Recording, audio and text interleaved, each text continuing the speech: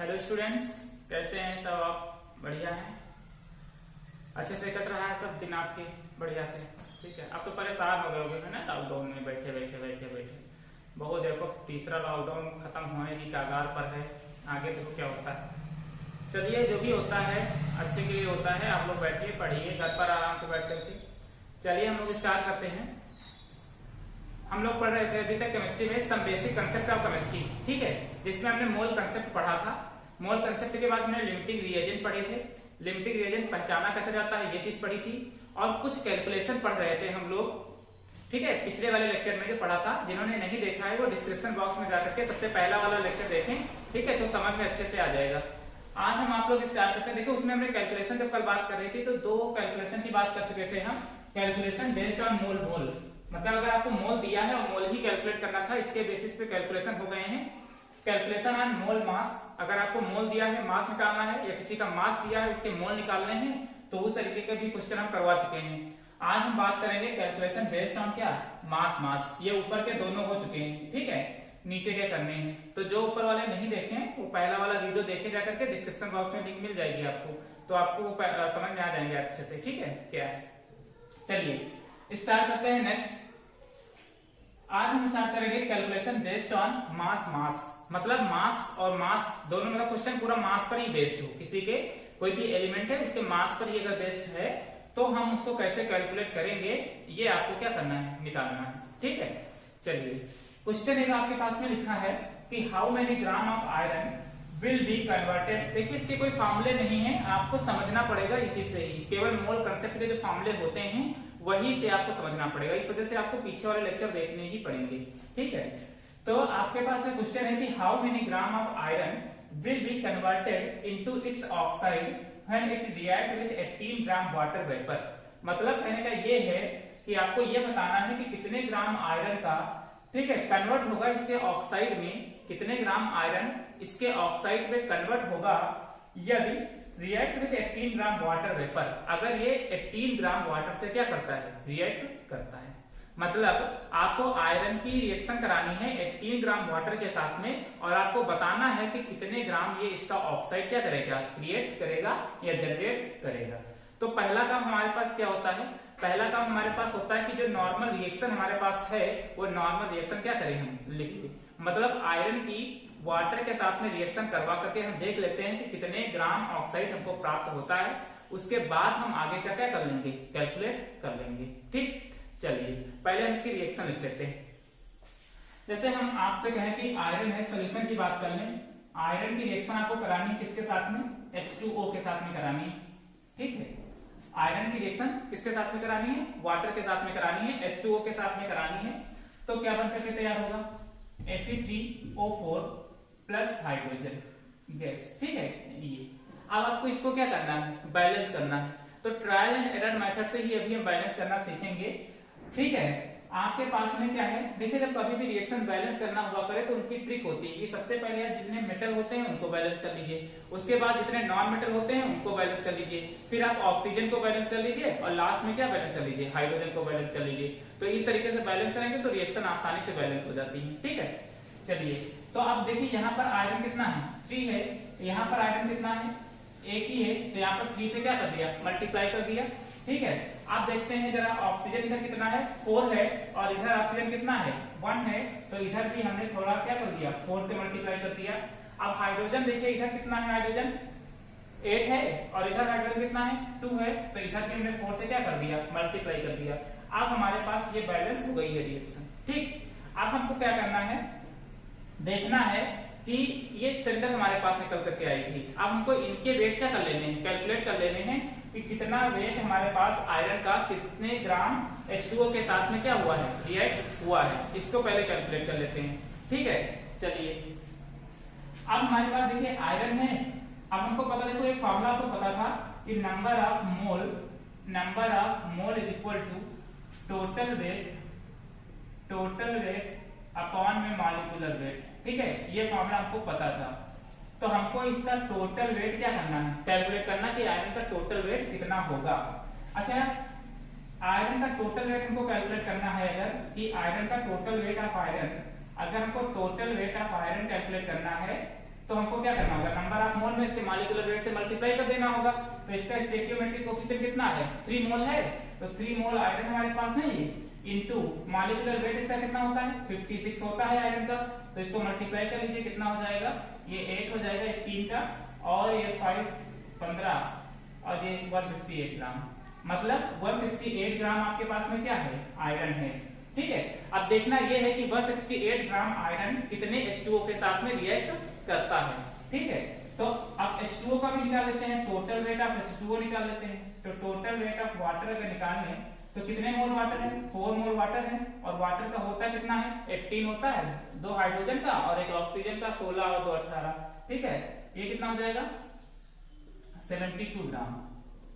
ठीक है, कैलकुलेशन थोड़ा देख लीजिएगा, कभी कभी मिस्टेक हो जाता है। ये 72 ग्राम हो जाएगा हमारे पास, मतलब 168 ग्राम अगर हमारे पास आयरन है, इसको रिएक्ट करवाते हैं किसके साथ में, 72 ग्राम के साथ में रिएक्ट कराते हैं, तो 1 मोल Fe3O4 मिलता है और 4 मोल क्या मिलते हैं, H2 मिलता है। ठीक है, अगर इधर देखा जाए तो 1 मोल क्या है, 1 मोल Fe3 है और 4 मोल क्या है, H2O है। अगर आप इसका वेट निकालना चाहते हैं तो आप इसका भी मॉलिक्यूलर वेट निकाल करके इसके मोल से क्या कर दीजिए, मल्टीप्लाई कर दीजिए, लेकिन हमको यहाँ पर आवश्यकता नहीं है। ठीक है, हमको इसकी आवश्यकता नहीं है, केवल हमको इतना ही क्या कर लेना है, कैलकुलेट कर लेना है। अब देखिए, अगर 168 ग्राम हमारे पास आयरन, 168 ग्राम आयरन 72 ग्राम वाटर के साथ में रिएक्ट करता था, तो 1 मोल क्या देता है, ये देता है हमारे पास क्या कहते हैं, Fe3O4। तो हमको केवल निकालना कितना है, हमको 168 ग्राम के लिए नहीं निकालना है, हमको क्या करना है कि उसको 18 ग्राम वाटर के साथ में रिएक्ट करना है। तो 168 का 72 ग्राम के साथ में रिएक्ट कराया तो कितना मिला था। अब आपको क्या करना है कि आयरन का वेट ही आपको निकालना कि how many gram of iron, कितना ग्राम आयरन 18 ग्राम H2O से रिएक्ट करवाएं कि इधर आपको ऑक्साइड इसका प्राप्त हो जाए। ठीक है, तो इसको कैलकुलेट करना है। तो कैसे कैलकुलेट करोगे, तो हमको निकालना क्या है कि 18 ग्राम H2O will be 18 gram H2O will be react with हमको क्या करना है, रिएक्ट करवाना है ना, तो हम इसको क्या करें कि 168 है और 18 ग्राम से हमको उसको क्या करवाना है, रिएक्ट करवा देना है।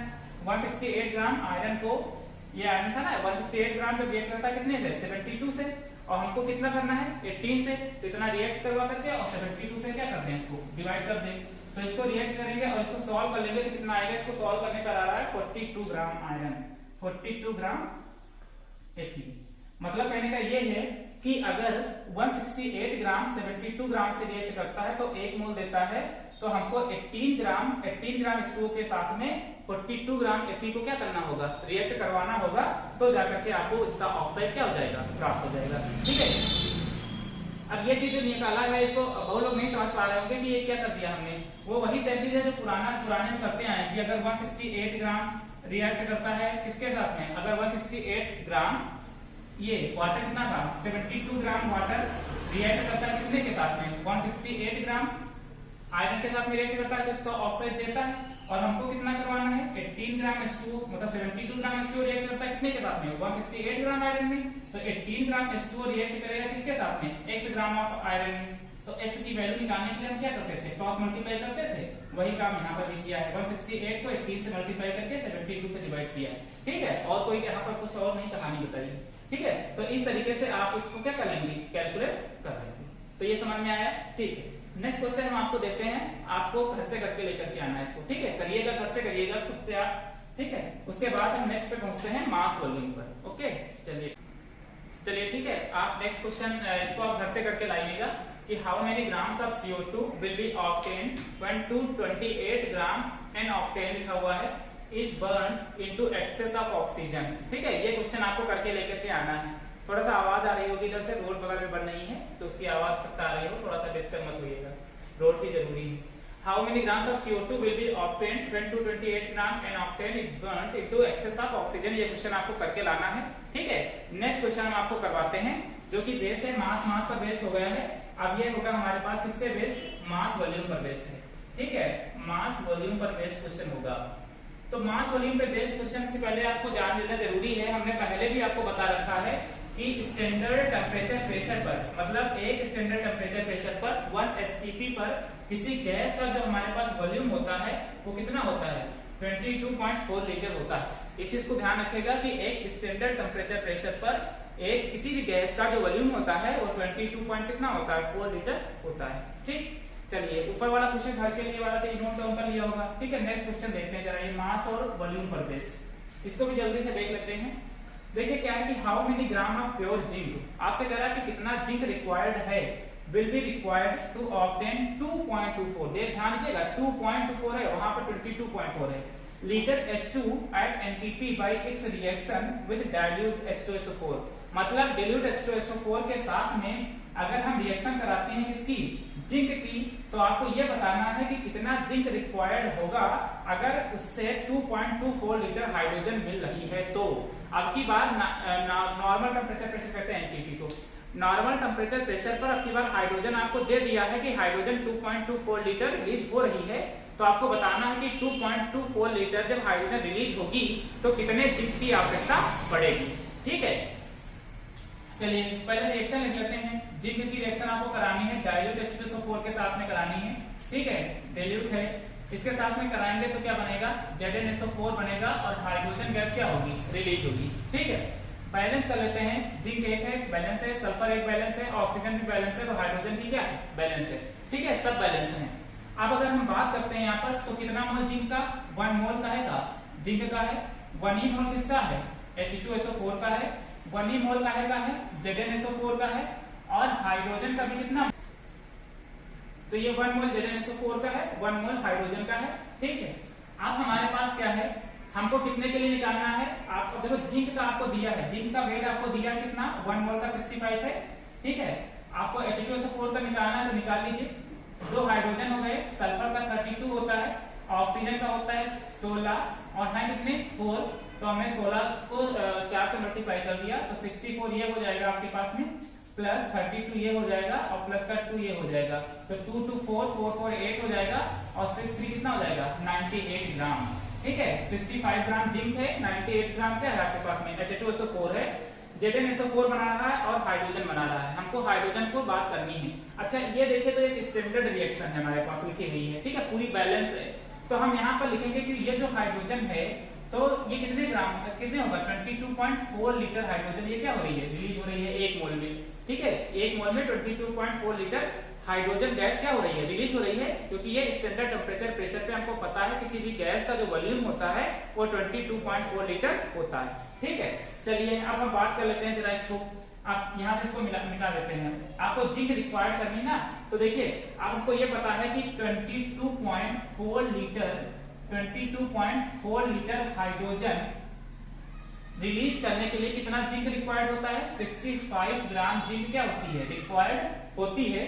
तो हमारे पास 2.24 लीटर हाइड्रोजन रिलीज होने पर कितनी जिंक रिक्वायर्ड होगी, हम मान लेते हैं कि x ग्राम जिंक क्या है, रिक्वायर्ड है। ठीक है, इसको क्रॉस मल्टीप्लाई कर लीजिए तो x gram zinc is equal to कितना हो जाएगा, ये क्रॉस मल्टीप्लाई हो जाएगा 65 इंटू 2.24 डिवाइडेड बाई 22.4, तो ये है आपके पास में 22.4 लीटर हाइड्रोजन 65 ग्राम जिंक क्या करता है, रिक्वायर्ड करता है। तो 2.24 लीटर हाइड्रोजन कितना करेगा, x ग्राम जिंक करेगा, तो x gram zinc is equal to क्या हो जाएगा, क्रॉस मल्टीप्लाई कर लीजिए 65 इंटू 2.24 और डिवाइडेड बाई कितना 22.4। इसको जब सॉल्व करेंगे तो जिंक आपको पता चल जाएगा कि जिंक का जो वेट है यानी कि मास ऑफ जिंक अगर आपको निकालना है, मास ऑफ जिंक रिक्वायर्ड कितना हो जाएगा, इसको मल्टीप्लाई करने पे जो आपका आंसर आया है वो कैलकुलेट कर लीजिएगा, हम आंसर लिख दे रहे हैं, ये आया है 6.54। ठीक है, 6.54 ग्राम आया है।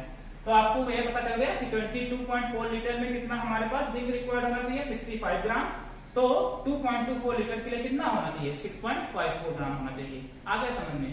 ओके, चलिए नेक्स्ट क्वेश्चन हम आपको दे रहे हैं, उसको आप घर से करने की कोशिश करिएगा। ओके, चलिए तो ये क्वेश्चन है आपके पास में, एक पहला क्वेश्चन है कि how many gram of KClO3 will be required to obtain 11.2 litre O2 at standard temperature pressure.